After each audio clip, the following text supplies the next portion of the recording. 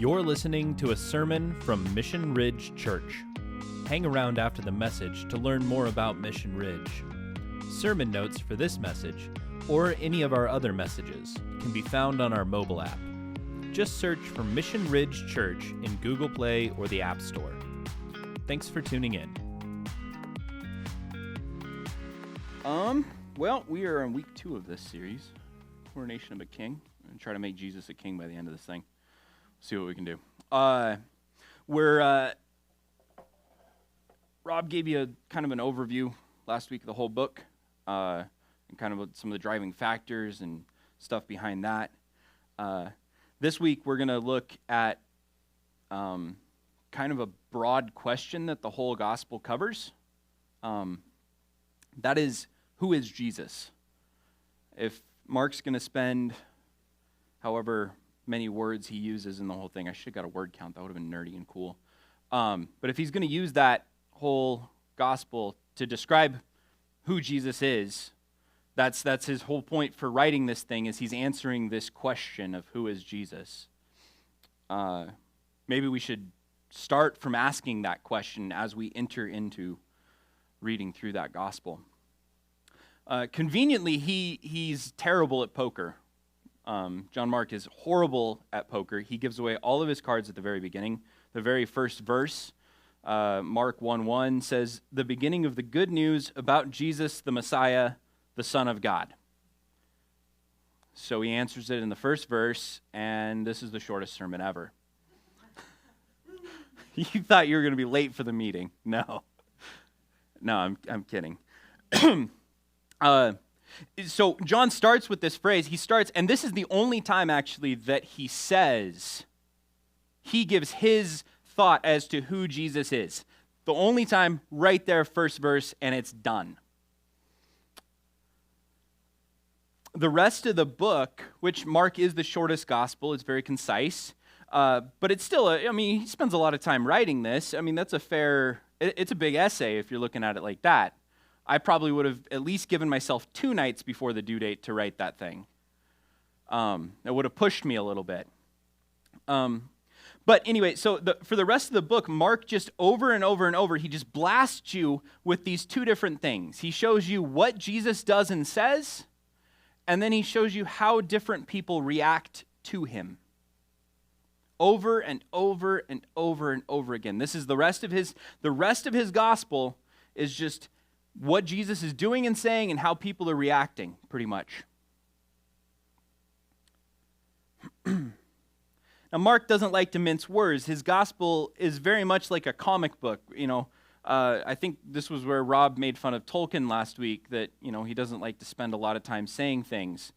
And while I do appreciate some Tolkien, both the extended editions of the movies, because a 3-hour movie is not enough. It needs to be 4. But I also like the books where he just gets, he gives a lot of description and all of this extra color. Mark is not like that. Mark is much more like a comic book. It's frame by frame, and he's jumping from here. Bam, this happens. Now this happens. Now this thing over here happens. Now this happens. One after another, and there's no explanations, there's no commentary really. A lot of times it feels kind of disjunct when you're reading, and then Jesus just says a thing, and then you're on to the next thing. And you're sitting there thinking, what did that mean?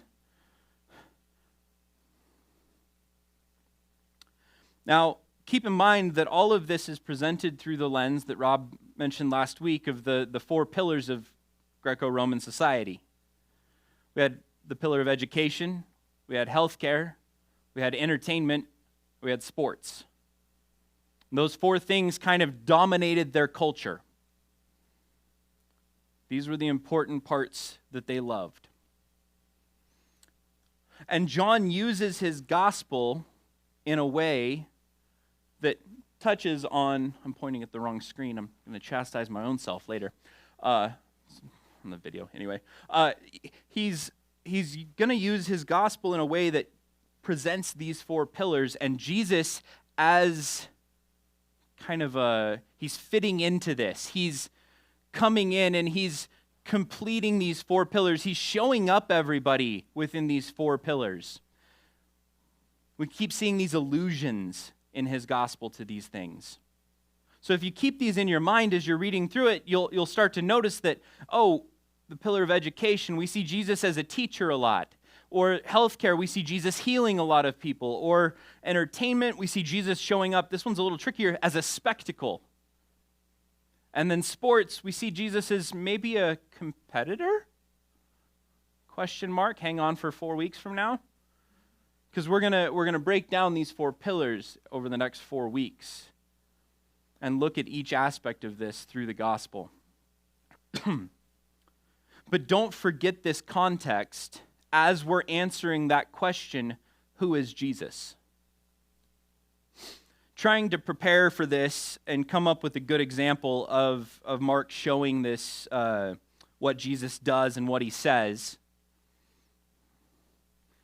I started going through and I'm picking through and I'm looking for what does Jesus, what's a good example of Jesus saying something? Well, surprise, surprise, there's a lot of those. Jesus spends a lot of time talking in the gospel, and Jesus does a lot of things. And then there's a lot of different people's reactions that I came across. So I just to break it down in my brain, I started to highlight these sections in 2 different colors. And sweet Christmas, is there a ton of them. So Anisha, if we can throw up that picture of the highlighted, yeah, there we go, highlighted text, yeah. So that's the first, let's hear it. Really small print. I think this made it into chapter 5 starts right there. So this is about the first 4, almost first beginning of 5 chapters of Mark. And yellow is Jesus doing or saying. Pink, I think that's pink. Jen's nodding. Yes, okay. Colors, got it. I was going to go maybe a fuchsia. I don't know, anyway. So the pink, or whatever color that is people reacting. And it just goes back and forth. And it kind of blew my mind, because I knew it was in there, but when you start to actually highlight these things, it's over and over and over again. It'd be easier to highlight the stuff that isn't in that pattern. It's the little white bits here and there. So here's a simple example that picks up right after we left off last week, right towards the top of that. Mark 1, we'll start at verse 16. As Jesus walked beside the Sea of Galilee, he saw Simon and his brother Andrew casting a net into the lake, for they were fishermen. "Come, follow me," Jesus said, "and I will send you out to fish for people." At once they left their nets and followed him. When he'd gone a little further, he saw James, the son of Zebedee, and his brother John in a boat, preparing their nets. Without delay, he called them, and they left their father Zebedee in the boat with the hired men and followed him. Of note, Mark says, he quotes Jesus the first time that Jesus calls them. He gives the quote, "Come follow me and I will send you out to fish for people." The second time, he's just like, and he called them. I suspect it was probably the same thing. This is a good example of Mark just being super abbreviated. No extra words. Every word that he puts in there probably is super important. So Jesus, in this passage, we see Jesus say something, and then we see how Simon and Andrew react. We see what Jesus does, and then we see how people react. And then we see Jesus say something again, and we see how James and John react. And both of these examples, the people react favorably. You guys catching on to how this works at this point? Jesus says or does, people react. And that's all Mark is going to do. He's not giving any commentary on this. He's just showing us these examples. And we see a bunch of people getting healed by Jesus, and then we see how people react to that. We see a bunch of people getting demons cast out, and then a bunch of people react to that. We see a bunch of Jesus teaching, and then people reacting to that. And it's worth noting that not all the reactions are like the disciples had there. We get a lot of varied reactions. Some of the people have tons of faith and follow, sure. Or they come in and lower a friend through a building roof because they have that much faith, and they're like, that's how they react to what Jesus is doing. They're like, yeah, get this guy in there. We're going to break through the roof. Other people are confused and perplexed. And you find them asking, where did this guy get the authority? Who gave him shoes? Like, why? How is he allowed to teach like he's teaching? And they're confused by him. They don't really know what to do with him. Some people react like that. And then some people are afraid and they ask him to leave because, he just destroyed their entire pig population. That's a fun story. Demons into pigs. 2,000 pigs. I'd never noticed that many pigs. I always imagined like 5 or 6. 2,000 pigs. That's a lot of pigs that ran into the sea. Oh. And then the people react and they're like, will you please leave? You're scaring us. And then you got the reaction of some people end up hating him and they start plotting to kill him because of what he says. That's a thing too.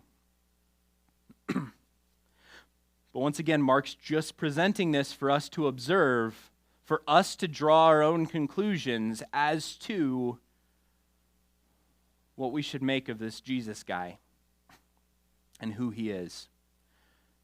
Pick up with another story here. Mark 1, 40 through 45. A man with leprosy came to him and begged him on his knees, him being Jesus, if you are willing, you can make me clean. Jesus was indignant. He reached out his hand and touched the man. I am willing, he said, be clean. Immediately the leprosy left him and he was cleansed. Jesus sent him away at once with a strong warning. See that you don't tell this to anyone, but go, show yourself to the priest and offer the sacrifices that Moses commanded for your cleansing as a testimony to them. So Jesus does something and says something. And then instead, the guy went out and began to talk freely, spreading the news. As a result, Jesus could no longer enter a town openly, but stayed outside in lonely places. Yet the people still came to him from everywhere. Jesus says something, man that just got healed reacts.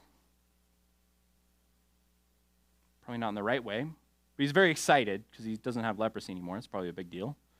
Can't keep it quiet though. Maybe, but this brings up a question that maybe we should consider, because as we're going through and we're seeing this pattern, this other one emerges. Why does Jesus not tell him to say anything? Or why does Jesus tell him not to say anything? Get that in the right order.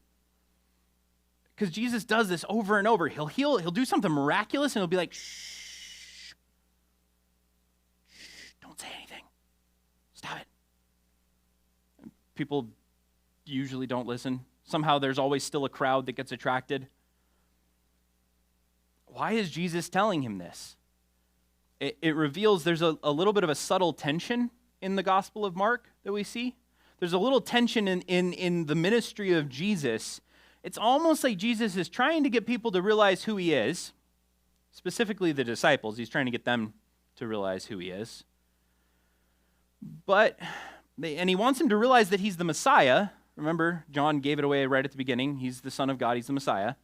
So he's trying to get them to realize this, but he doesn't really want to let the cat out of the bag completely, it seems like.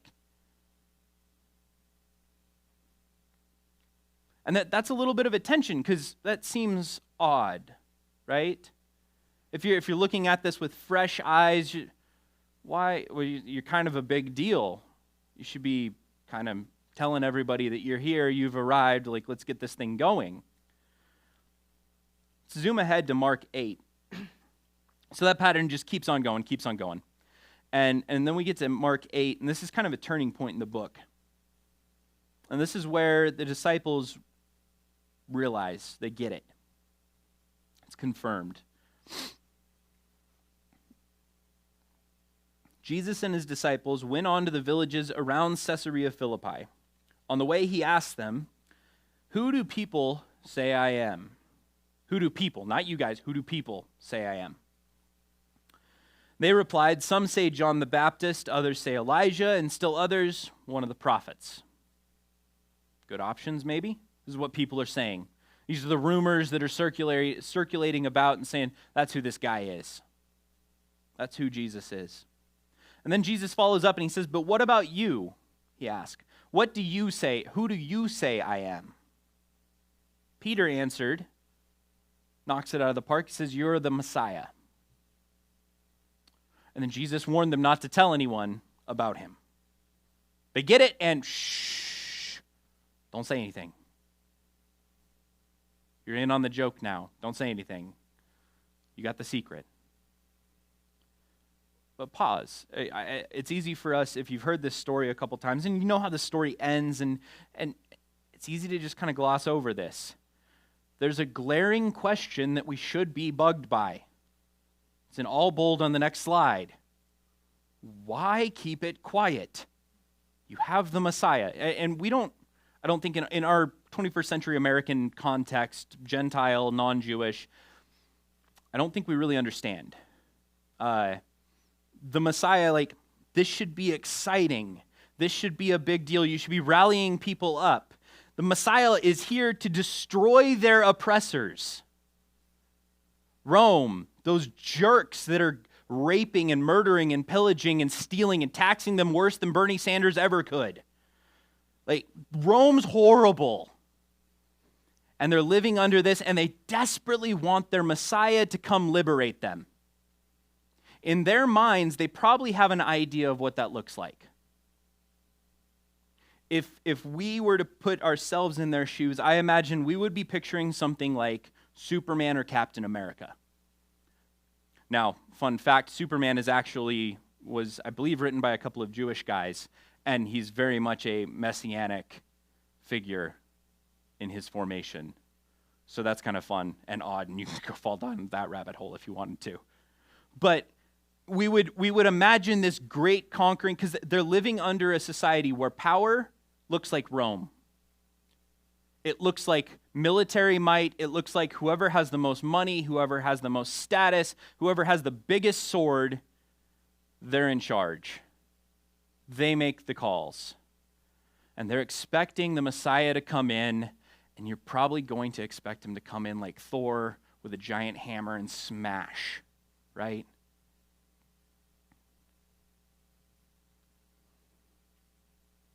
That's not what Jesus does. Immediately after Jesus warns them not to tell anyone. So they figure out, they say, "You're the Messiah," and Jesus follows it up with this teaching. He began to teach them that the Son of Man must suffer many things and be rejected by the elders, the chief priests, and the teachers of the law, and that he must be killed and after 3 days rise again. He spoke plainly about this, and Peter took him aside and began to rebuke him. So they're like, "You're the Messiah." And Jesus is like, "Let me tell you what that looks like." And as he's telling them, plainly, apparently, just laying it out, he gets done, and Peter kind of takes him off to the side. He's like, "I don't know if you got the memo, but that's not what you're supposed to do, Jesus. That's not what the Messiah looks like. Messiah is supposed to come in with heat vision and freezing breath and be able to turn the world backwards or something like that. He's supposed to be some giant conqueror. Samson, probably looking back, they're probably looking back at their superheroes. Probably supposed to come in like Samson, but not a jerk. Strong like Samson, and whatever Gideon's good stuff.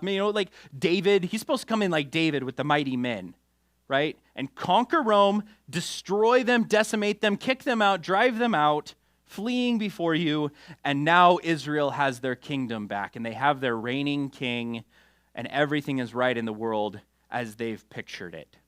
So Peter brings him aside and says, "Psst, this isn't right. You're not supposed to, that's not how it's supposed to go."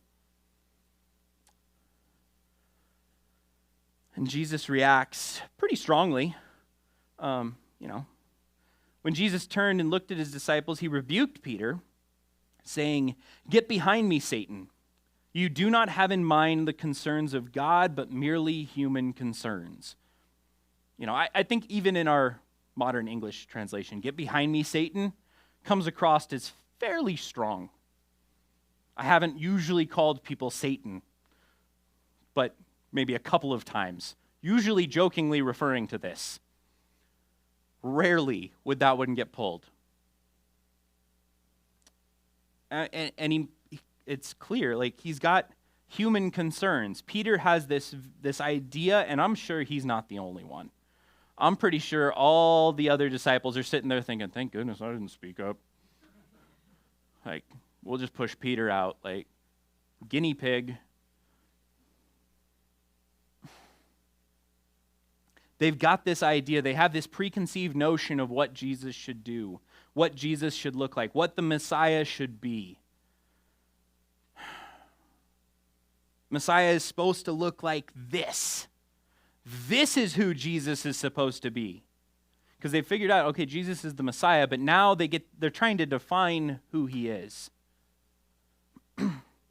instead of learning who he is. God's kingdom is supposed to look like this. We're supposed to be like this in Israel. I can't really blame them because I don't think I'd do anything different. Jesus knows that he must deconstruct the disciples' preconceived notions about the order of things. He's got to deconstruct this with them. He's got to break this down. And he has this conversation with them a couple more times. It's again in Mark 9, specifically verse 30 and 32. He describes this, and it says they don't understand. And then again in Mark 10, 32 through 34, he spells this out again, and then immediately after, it doesn't say they don't understand, but immediately after, a couple of the disciples start asking questions about who's going to be the most powerful and sitting beside his right hand ruling throne. So it kind of implies that, still don't get it. They don't get that Jesus came to be a different kind of Messiah than what they'd pictured. This suffering servant. And Jesus knows he has to deconstruct this. He's got to work with them. And he lays all this groundwork, and then they're going to get it later. Spoiler alert. They'll figure it out. I also think that this is probably why Mark mentions that when Jesus is speaking in parables, he only explains it to the disciples. And he says, I'm speaking in parables so that if people don't get it, they're just going to be in the dark and they're going to be confused and perplexed. And we look at that, we're like, well, that's not very helpful. What a crappy teacher Jesus was, right? That's our American judging. Like, fix the education system, Jesus. Come on now. Give us a study guide. We want a multiple choice test. He doesn't do that. He only explains it to the disciples. And I think the reason for that is that he's willing to deconstruct with those that he has close relationship with. That was an odd little thing that I stumbled across in this. Jesus is willing to get into the mess with this and start pulling apart the disciples' preconceived notions of Messiah because he has close relationship. Because he can monitor that and keep it from going off the rails. Now, as far as deconstruction and whatever implications you want to pull from that, have at it. But I thought that was kind of interesting.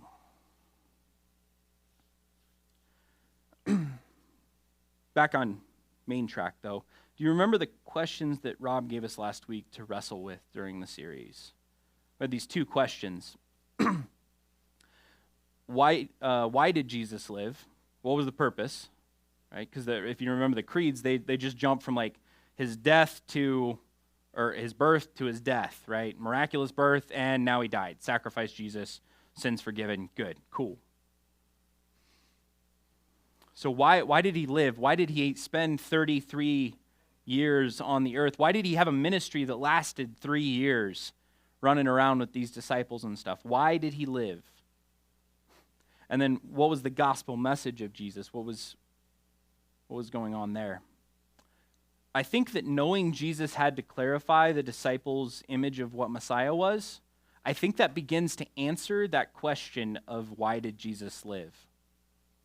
So if you're taking notes on those questions, and you're like, all right, keep that in my brain as we go through the next couple of weeks, I think that starts to lay the groundwork for that because he needed to modify their ideas of what this was going to look like. He needed to change their outlook on things.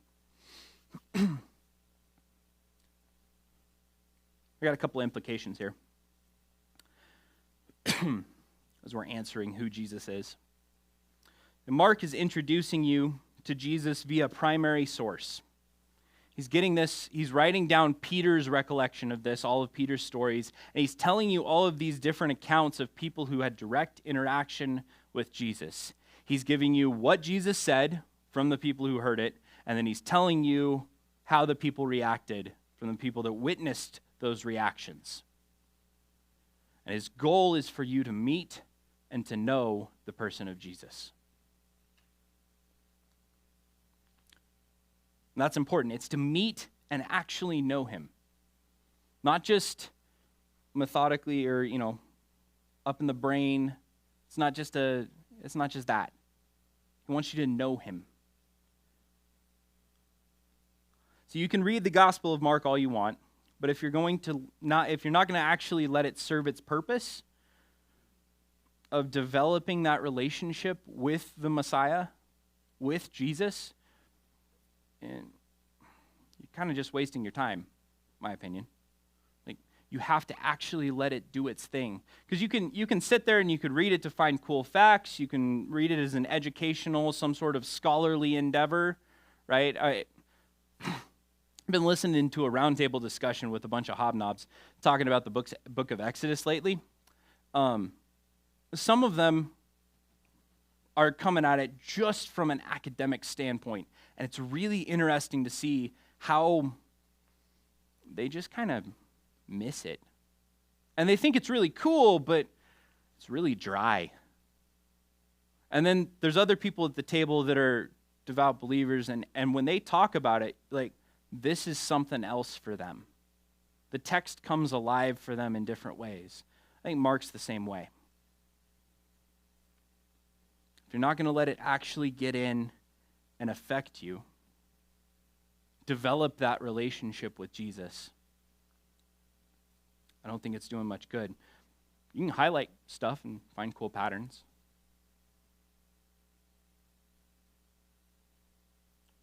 You got to meet Jesus through it. Second implication is this. I think we can pull out of this. The Gospels are the authoritative source for you to know who Jesus is. I think this is important because we're kind of in the same position as the disciples in some ways. Nothing else, no one else gets to redefine who Jesus, the Messiah, is. These are primary sources. If you want to go back and dig into the context and understand how those Gospels came to be and how reliable those are, do it. They are. Test it.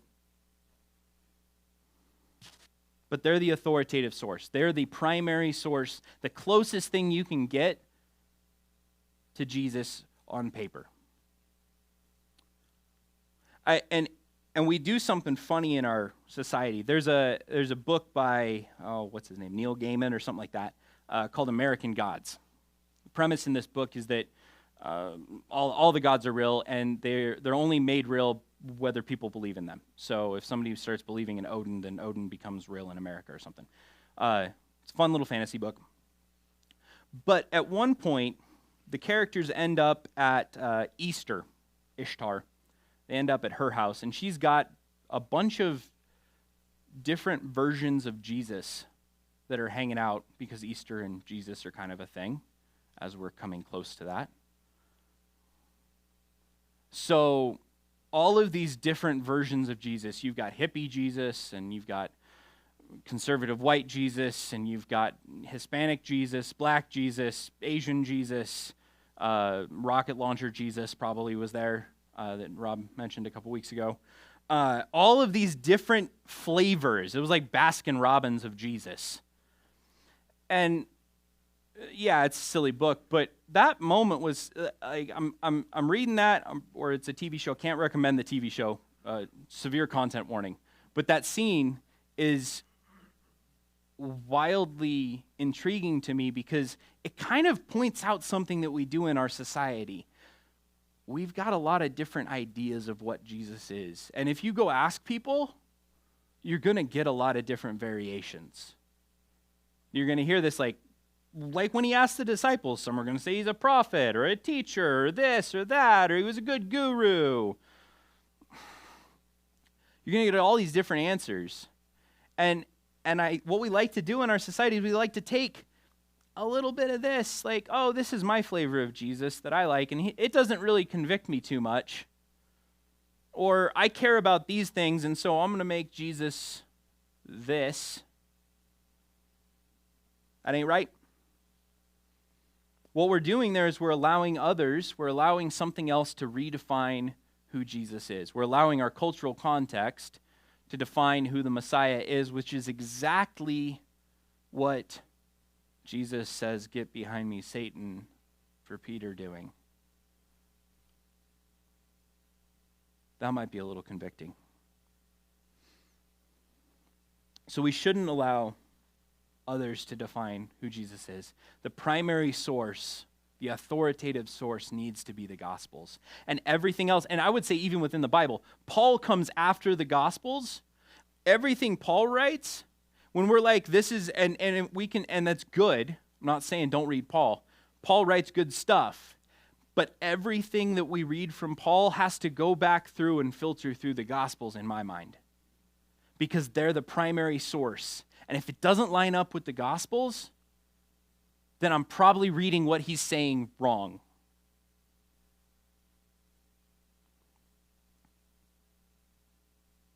I think that's important. Mark writes his gospel to answer this question of who is Jesus. And he doesn't resolve it at the end either. This whole book ends with, like, it's a cliffhanger ending in some ways. And yeah, if you go into there's like this extra bit that they tack on later, hundreds of years later, where they're like, this feels really unresolved, and so they added to the scriptures, and there's a footnote in your Bible about that. But it just kind of drops off. And what that does is it leaves us with this, like, okay, you've seen all of these reactions, you've heard what Jesus said, you saw people react, what are you going to do with it? He gives tons of primary examples and accounts, very succinct, over and over. It's a machine gun, boom, boom, boom, boom, boom, this. All of that is to give you everything you need to answer this question for yourself of who is Jesus going to be to you? Who is Jesus going to be to you in your life, for you? Who is he going to be? And I would challenge us not to let him just be some sort of version of Jesus that is comfortable, but to be Jesus the Messiah, who's going to challenge and deconstruct our notions of the way God's kingdom should work. I think we should wrestle with that.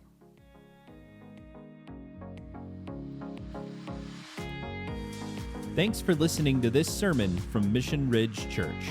Be sure to subscribe and share if you enjoyed this message.